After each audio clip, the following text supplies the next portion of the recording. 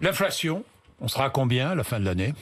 Alors, je ne peux pas vous donner le chiffre aujourd'hui, c'est mon sujet de préoccupation majeur. Nous avons protégé, nous avons relancé l'emploi. Oui. Je rappelle qu'on a aujourd'hui le taux d'emploi le plus élevé depuis un demi-siècle. C'est bien la preuve qu'on peut renouer avec les 30 glorieuses d'ici quelques mois. Mais il y a un sujet, c'est comme l'économie a redémarré très vite, on a effectivement une inflation forte.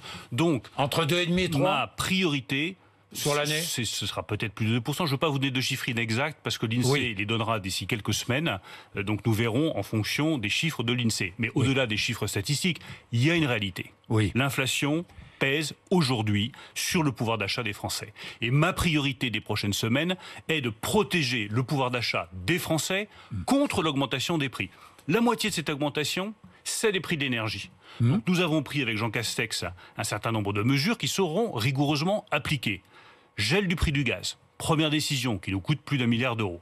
Deuxième décision, plafonnement des prix de l'électricité à 4%, alors que si on suit les prix de marché, ce serait sans doute plus de 15%. Je rappelle qu'en Italie et en Espagne, en 2021, le prix de l'électricité a augmenté de 50%.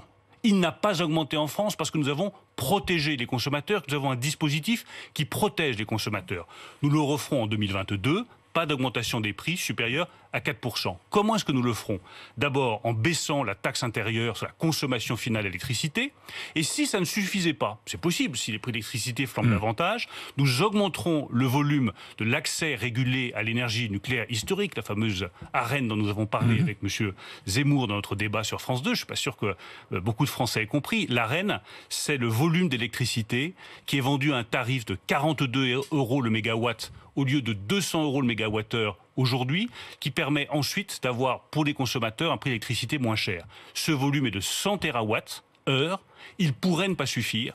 Nous augmenterons à 150 TWh le volume de l'accès régulier à l'énergie nucléaire historique, à 42 € le mégawattheure, pour que les Français soient garantis que les prix d'électricité n'augmentent pas de plus de 4%. Les promesses du Premier ministre seront rigoureusement tenues. Le pouvoir d'achat, on en parle. Hausse du taux du livret A ou pas? Oui. Il y aura une hausse. Le taux du livret A augmentera en janvier. Il augmentera en janvier. Vous en prenez l'engagement ce matin. Pourquoi? Il va passer à quoi? 0,75? Protéger les Français contre l'augmentation des prix, je le dis, c'est ma priorité absolue aujourd'hui parce que je suis lucide sur l'inflation. Mais c'est une politique qui doit reposer sur plusieurs outils. Protection contre l'augmentation des prix d'énergie, 50% de l'augmentation de l'inflation, c'est cela. Protection contre l'augmentation des prix de consommation courante, la grande distribution, et également augmentation des rémunérations pour que les gens ne perdent pas d'argent sur les comptes dans lesquels ils ont placé leurs économies. Le gouverneur de la Banque de France a déjà indiqué qu'il y aurait, suivant la formule, une augmentation du taux du livret A, si on suit la formule technique qui a été mise en place. Je ne vais pas la décrire parce qu'elle est absolument incompréhensible. J'aurais du mal à vous l'expliquer ce matin à 8h30. Il y aura une augmentation du taux du livret A en janvier.